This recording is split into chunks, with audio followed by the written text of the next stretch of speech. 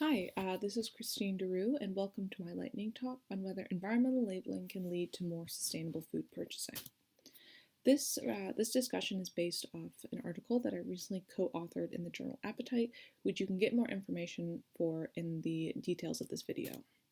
So what is the problem at hand? It is that global food production has a massive negative impact on the environment, and specifically animal products have a disproportionately larger impact on the environment. So one way we can solve this is by trying to convince consumers to eat less meat by the use of food labeling.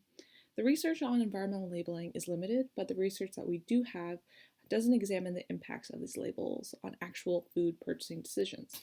So in our research, we chose to look at participants at University of Virginia's university cafés and ranking the items by sustainable rankings, as 0-leaf items were considered least sustainable and 5-leaf items considered most sustainable based on the item's water, carbon, and nitrogen footprints.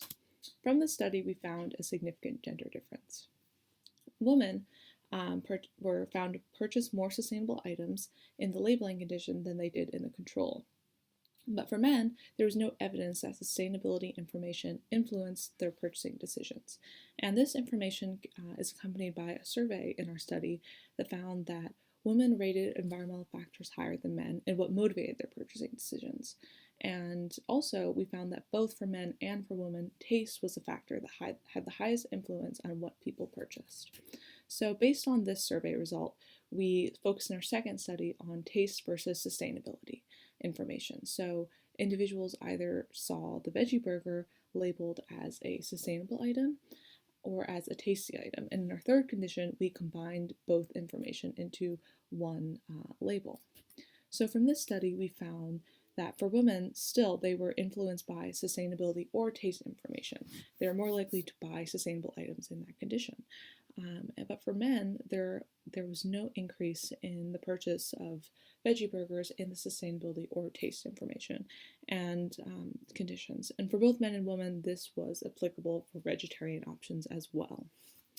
So the big takeaway here is that a one-size-fits-all environmental labeling approach is not going to work for everyone. And we can assert that some of these gender differences come from a couple different things. One, women are already more concerned about climate change and supportive of sustainability efforts. So future efforts need to be on changing men's attitudes towards the environment. And secondly, men associate eating meat with masculinity, and so they're less willing to change their habits. So to change this, we need to provide more male figures who extol virtues of a vegetarian diet. So thank you for listening, and I hope you learned something.